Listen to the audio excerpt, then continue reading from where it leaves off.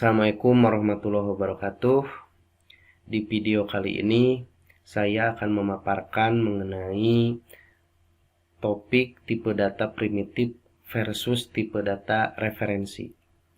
Video ini merupakan video lanjutan dari video sebelumnya, yaitu mengenai kelas dan objek.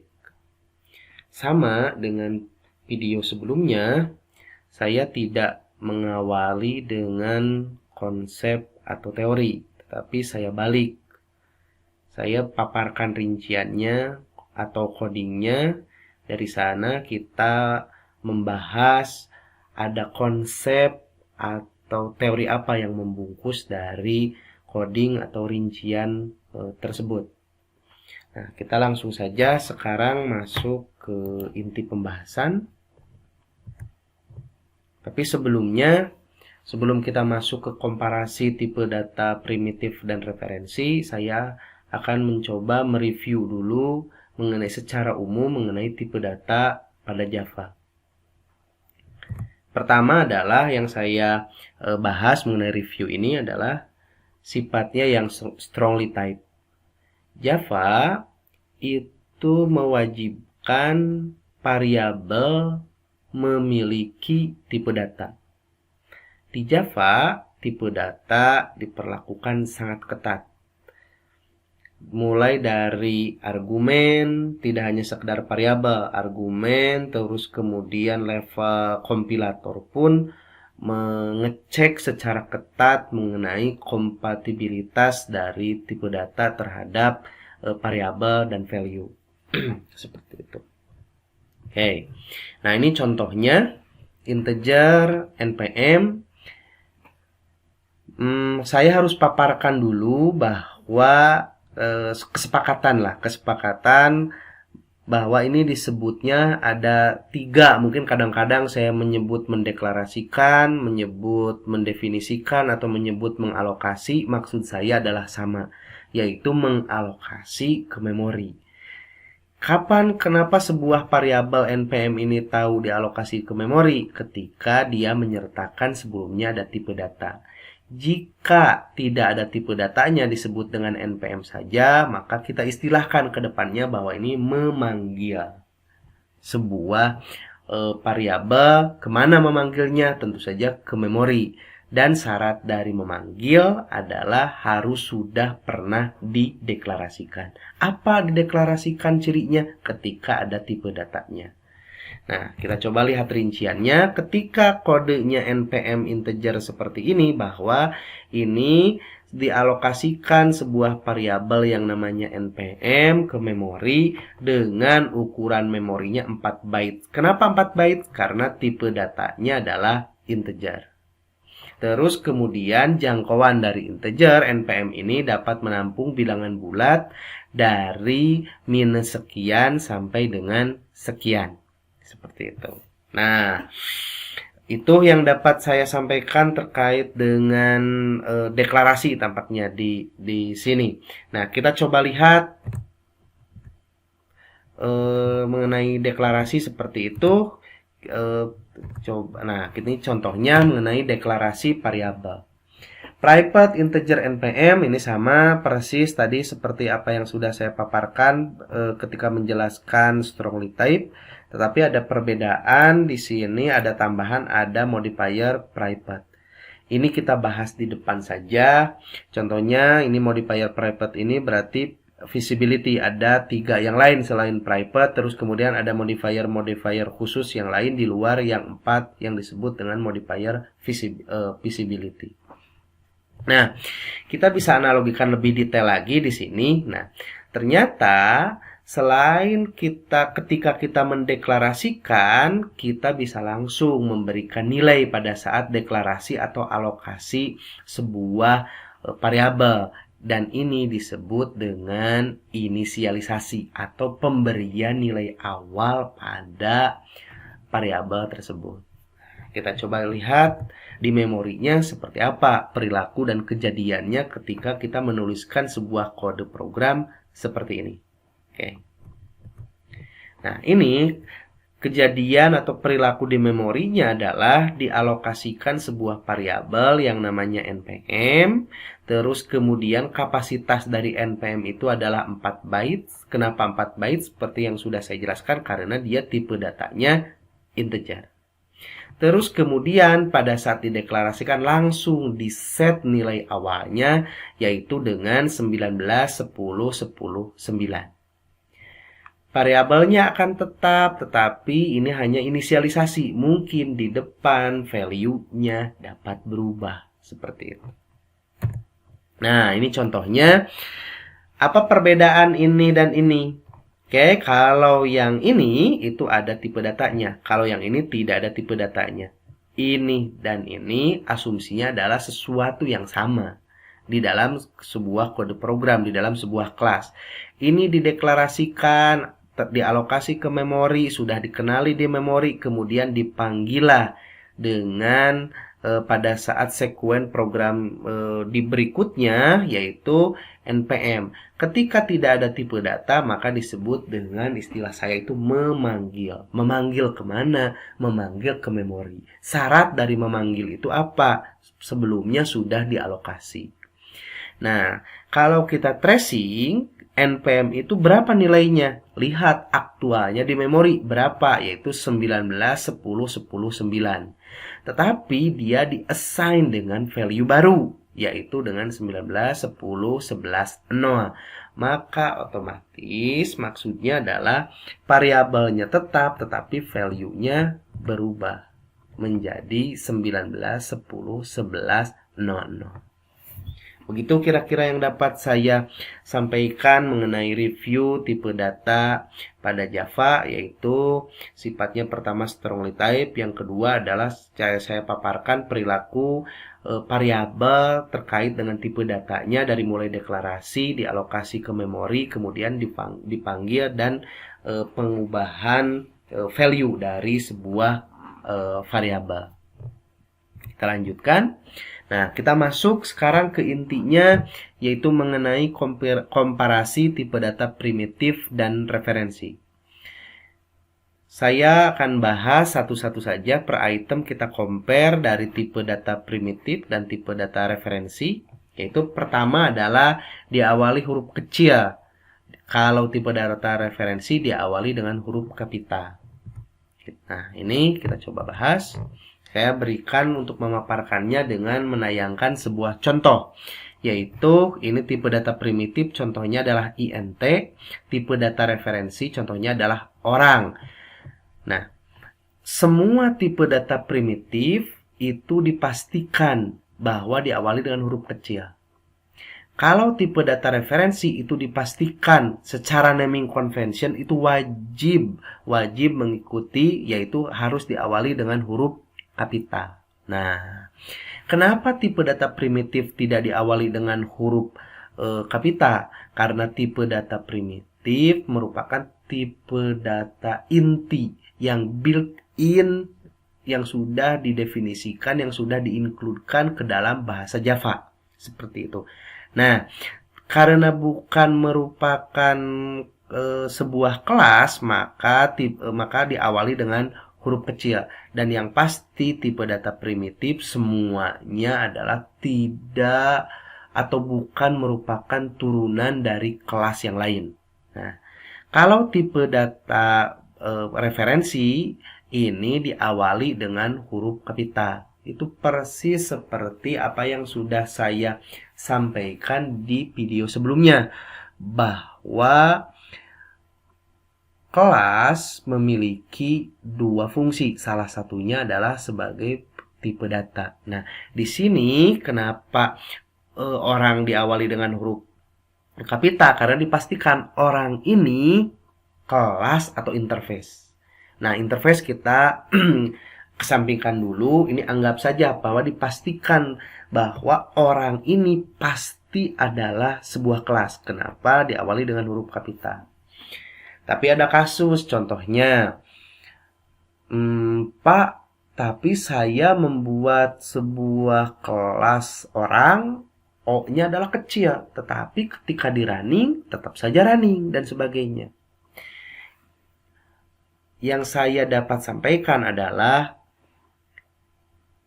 di pemrograman berorientasi objek ini levelnya sudah naik.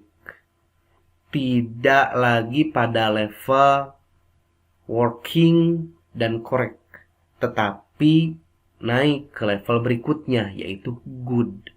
Jadi, ketika Anda, contohnya kasus yang tadi, mendefinisikan sebuah kelas tetapi tidak mengikuti naming convention internasional bahwa kelas itu harus bermakna kata benda, terus diawali dengan huruf kapital, itu Anda tidak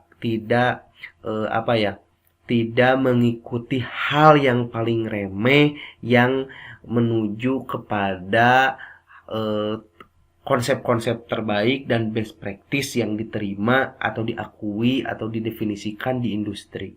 Seperti itu. Karena program yang baik, software yang baik itu, yang bagus itu tidak hanya sekedar running, tetapi harus ada aspek yang ditunjang, yaitu mudah dirawat, mudah dikembangkan, dan sebagainya. Dan mengikuti naming convention merupakan hal yang paling sederhana yang dapat dilakukan, hal yang paling mudah yang dapat dilakukan. Seperti itu. Kita lanjutkan ya. Itu yang kedua, kita bahas mengenai kategori keyword. Untuk tipe data primitifnya, untuk tipe data referensinya adalah bukan keyword. Saya ingin menyampaikan seperti ini. Contohnya adalah yang tadi integer, int. int tersebut merupakan salah satu contoh dari tipe data primitif. Dipastikan semua tipe data primitif yang 8 itu di Java itu merupakan keyword, tidak bisa dipakai untuk identifier. Seperti itu. Oke. Nah, berbeda sekarang dengan tipe data referensi. Contoh tipe data referensi yang paling sederhana adalah yang sering kita jumpai adalah string. Nah, ini saya ambil contoh string. Kenapa string merupakan sebuah tipe data referensi? Jawaban paling sederhananya adalah diawali dengan huruf kapital dan bermakna kata benda. Itu dipastikan sebuah kelas. Nah, perhatikan. Karena bukan merupakan sebuah keyword, berarti saya boleh membuat sebuah kelas string. Nah, ini saya definisikan contohnya sebuah kelas string. Meskipun ada kelas string yang dibuat oleh Java, tetapi tidak dipermasalahkan. Karena apa? Karena string yang saya buat dengan string yang dibuat oleh Java yang sudah built ini berbeda. Berbeda dalam hal apa? Berbeda dalam hal identitas. Kalau string yang saya buat itu identitasnya di package ac.ifunpas.oop.object. Sedangkan kalau string yang dibuat di Java adalah ada di package java.lang. Seperti itu. Jadi Anda boleh membuat string sebanyak-banyaknya. Yang tidak boleh itu membuat sebuah kelas yang sama nama kelasnya dalam paket yang berbeda. Seperti itu. Oke, dapat dipahami ya. Harusnya ini mudah seperti itu. Saya memaparkan di sini itu hal-hal yang relatif sederhana tetapi harus diikuti. Kenapa? Karena Java ini pemrogram atau bahasa modern apapun itu sudah tidak bisa berdiri sendiri lagi. Anda mau coding scratch dari awal dan sebagainya, Anda akan tertinggal kereta, akan tertinggal momentum dan sebagainya. Anda akan menggunakan library, API punya orang dan sebagainya yang mungkin tidak kenal oleh Anda, tiba-tiba kita gunakan dan sebagainya. Mengikuti apa? Komunikasi tidak ada dan sebagainya. Baca dokumentasi, itu yang paling bagus, tapi yang paling sederhana dalam best practice-nya adalah ikuti naming convention. Seperti itu. Oke, ini yang membedakannya sudah saya bahas ya. Nah, yang berikutnya adalah nilai default untuk tipe data primitif itu bergantung pada tipe data. Kalau nilai default untuk tipe data referensi itu seragam, nilai defaultnya adalah 0. Kita coba bahas ya dari sini. Oh, ini tidak ada contohnya, saya paparkan saja berarti. Nilai default bergantung pada tipe data untuk yang tipe primitif. Ya memang dari 8 tipe data primitif tersebut itu memiliki tipe value default, nilai default yang beragam. Contohnya, nilai default untuk int itu adalah 0. Oke, nilai default untuk double itu 0,0. Nilai default untuk boolean adalah false, begitupun seterusnya. Oke, seperti itu. Jadi beragam, tergantung dari tipe datanya. Berapa nilai default dari variabel ini? Tergantung ketika tipe datanya primitif, dicek tipe datanya apa. Oh, integer int, maka nilai default dari variabel tersebut adalah 0. Ini tipe datanya untuk boolean variabel b gitu contohnya. Tipe datanya adalah boolean yang primitif. Berapa nilai default dari b tersebut? Adalah false. Tergantung dari tipe datanya. Tetapi berbeda dengan nilai default dari tipe data referensi. Semuanya seragam, yaitu null. Apa itu null? Tidak ada alokasi di memori. Oke, kita bahas maksudnya tidak ada alokasi di memori itu seperti apa, mungkin di komparasi yang lain. Komparasi selanjutnya. Oke, tampaknya loncat dulu sebelum membahas penampung nilai dan menampung referensi, membahas dulu hal item yang terakhir, yaitu tipe data primitif ketika hanya dideklarasikan tanpa ada inisialisasi sudah dialokasi ke memori. Ketika hanya dideklarasikan tanpa ada inisialisasi tidak dialokasi ke memori. Nah, ini adalah sesuatu yang salah satu yang paling fundamental yang membedakan antara tipe data primitif dan referensi. Nah, kita coba lihat contohnya. Nah, proses alokasi di memori untuk tipe data primitif, contoh yang pertama. Private integer npm. Berarti kan ini dideklarasikan. Oke, ini dideklarasikan, ini variabelnya, maka ini secara otomatis dialokasi ke memori seperti yang sudah saya jelaskan pada pembahasan di awal di video ini. Nah, ini kan. Nah, perhatikan ketika ini dideklarasikan, maka di set atribut ini namanya npm, terus kemudian kapasitas di memorinya adalah 4 bytes, terus nilainya adalah 0. Kenapa nilainya 0? Nilai default dari integer. Seperti itu. Tapi ini hanya berlaku nilai default itu ketika dideklarasikan sebagai atribut atau variabel milik kelas. Tetapi ketika dideklarasikan di dalam sebuah metode, itu wajib diberikan inisialisasi secara eksplisit. Oke, itu. Nah, ini untuk pembahasan tipe data primitif. Intinya ketika dideklarasikan seperti ini, integer npm tanpa ada value, maka secara otomatis itu sudah langsung dialokasikan ke memori. Itu sangat berbeda dengan tipe data referensi. Kalau tipe data referensi seperti apa? Nah, perhatikan, private, orang. Nah, di video sebelumnya ada beberapa anak yang bertanya, kenapa Pak namanya orang dan orang seperti, jadi mungkin agak bingung untuk memahaminya. Betul, harusnya mungkin supaya bisa lebih jelas. Tapi intinya adalah ini orang itu merupakan sebuah kelas. Orang ini adalah variabelnya.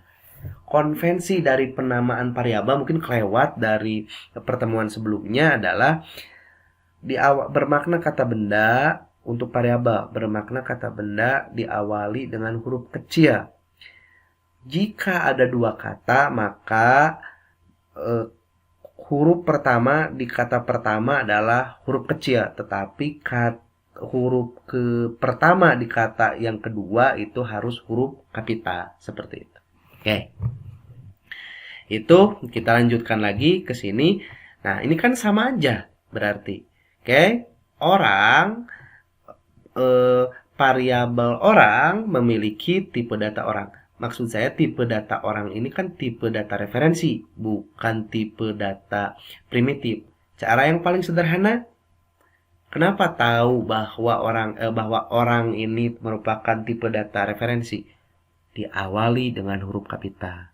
Terus kemudian jawaban yang kedua adalah bukan di antara yang 8 tipe data primitif. Oke, itu. Oke. Nah, ini kalau di perilaku di memorinya seperti apa kalau kita cek orang tersebut? Kalau tadi kan NPM itu dialokasikan sebesar 4 byte. Kalau ini dialokasikan berapa byte sih? Jawabannya adalah 0, tidak ada alokasi di memori. Kenapa? Karena untuk tipe data primitif itu untuk dialokasi ke memori itu harus secara eksplisit dinyatakan, yaitu dengan apa? New ditambah dengan konstruktor. Anda bisa baca, bisa simak lagi di video pertama mengenai kelas dan objek. Selama tidak new di dalam new ditambah konstruktor, maka orang ini tidak pernah memegang referensi, tidak pernah hidup, tidak pernah dialokasikan ke memori seperti itu. Nah, kita coba lihat kelanjutannya. Perhatikan orang ini berarti memanggil, ini mendeklarasikan ya, mendeklarasikan tetapi belum dialokasi karena untuk dialokasi tipe data referensi harus dengan keyword eksplisit, yaitu new ditambah dengan konstruktor. Jadi ketika ada paparan seperti ini, dideklarasikan seperti ini di dalam kode programnya, maka ini sudah tercipta sebuah objek yang namanya orang. Oke, sudah tercipta ini, maksudnya ini new sampai orang ini sudah tercipta objek yang namanya orang. Dia memiliki semua atribut yang didefinisikan, yang dideklarasikan oleh kelas orang. Nama, umur, dan dia memiliki 4 buah metode. Terus kemudian dipegang referensinya oleh variabel orang. O-nya kecil karena ini adalah sebuah variabel. Oh, ini keliru. Saya ini maksudnya kecil. Ini O-nya kecil, ini maksudnya O-nya kecil. Saya keliru ya. Seperti itu. Oke. Terus kemudian hal yang selanjutnya adalah ini yang terakhir. Ini sama menjadi hal yang fundamental yang membedakan antara tipe data primitif dan referensi, yaitu menampung nilai. Kalau tipe data referensi itu bukan menampung nilai tetapi menampung referensi objek. Di sini saya coba buat saja dalam coding langsung seperti itu. Saya contohnya buat sebuah kelas baru. Namanya adalah apa ya? Namanya adalah kalkulator saja. Kalkulator. Oke. Semoga tampak ya di screen yang saya record ini. Kalkulator, perhatikan sebuah kelas kalkulator saya definisikan main saja supaya bisa di running dan bisa terbukti. Maksud saya adalah seperti ini, menampung nilai. Integer x sama dengan 10. Maka dialokasi di memori kan, x-nya adalah diisi dengan 10. Seperti ini. Oke, perhatikan ya. Nah, terus kemudian saya tayangkan ke layar sekarang. Saya tayangkan ke layar nilainya x. Berapa nilai dari x? Adalah 10. Oke, tidak ada masalah kan? Nah, terus kemudian x berarti memanggil ke memori kan, di-assign dengan nilai yang baru. Saya isi sekarang dengan 15 gitu contohnya. Maka saya tayangkan ke layar, x adalah harusnya running muncul ke layar itu adalah 15 yang ini. Oh, ini saya update contohnya, kita hapus seperti ini. Saya ulang. Munculnya adalah yang tadi 10 muncul jadi 15. Oke. Terus kemudian saya ganti deh, ininya saya hapus kembali. Terus kemudian perhatikan, saya mendefinisikan sebuah variabel baru yang namanya Y. Y diisi dengan X. Saya tayangkan, Y harusnya nilainya adalah 10. Oke, saya coba running.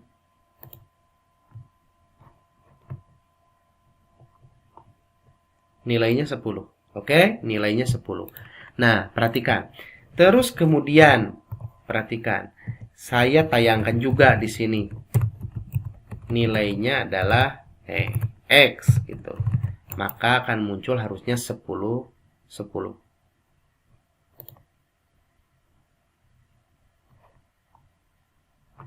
Muncul 10, 10 ya. Oke. Terus kemudian perhatikan. Saya di sini ganti nilai X dipanggil diisi dengan 100 gitu contohnya. Maka akan tayang ke layar itu 110. Harusnya 100 dan 10. Coba kita lihat. Harusnya seperti itu. Nah, 100 dan 10 karena 100 asalnya 10, terus kemudian diupdate nilainya jadi 100, maka tayang 100, terus kemudian Y ini diassign ketika X-nya masih bernilai 10. Seperti itu ya, oke. Nah, tidak ada masalah kan? Tidak ada masalah. Tetapi kita coba lihat untuk kelas orang. Saya bukan lagi kelas yang sudah saya buat, yaitu kelas orang. Kita lihat, oke, seperti ini. Oke, saya coba ulang dari awal. Ini saya hapus dulu seperti ini. Nah, sambil mengingatkan lagi, new orang. Berarti dengan seperti ini sudah dialokasi ke memori sebuah objek orang yang memiliki atribut, 2 atribut, dan 4 metode. Seperti itu. Ditampung referensinya oleh orang. Atau O ajalah ya, O1 gitu ya. Contohnya supaya jelas. Di sini adalah orang. Perhatikan. Oke. Nah, perhatikan. Terus kemudian saya definisikan. Oke, orang namanya O2. Memegang dari referensi O1.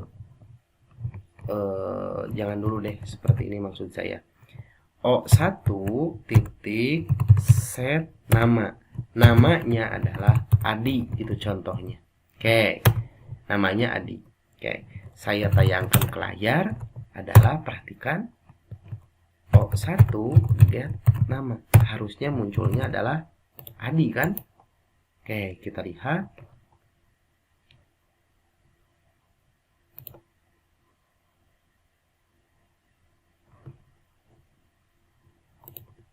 Namanya adalah Adi.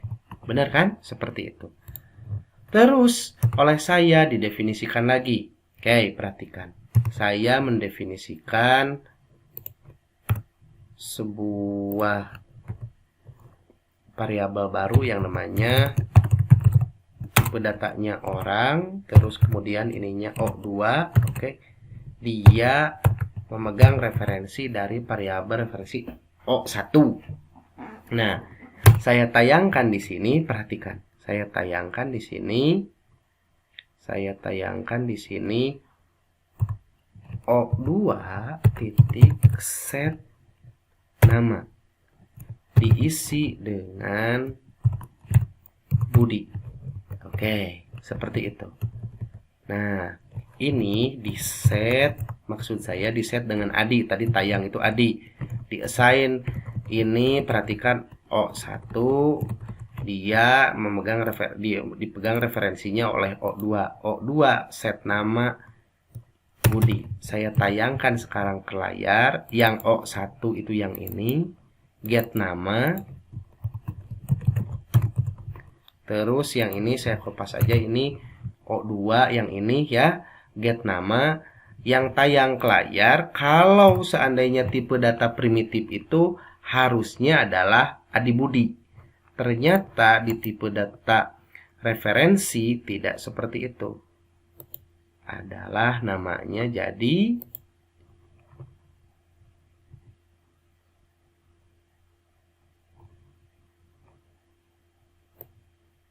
budi-budi. Jadi budi-budi. Kenapa? Kenapa jadi budi-budi? Oke. Intinya adalah seperti ini. Ketika ini kan sebuah objek orang dipegang referensinya oleh O1. O1 itu bukan memegang value dari objek orang ini, tetapi memegang referensi itu alamat di memori dari objek orang. Jadi, alamat objek orang ini yang mengetahui itu hanya O1. Terus O1 di set namanya jadi Adi, maka otomatis di memorinya atribut nama menjadi value-nya Adi. Terus kemudian O1 di sini O2 di-assign dengan O1 seperti itu.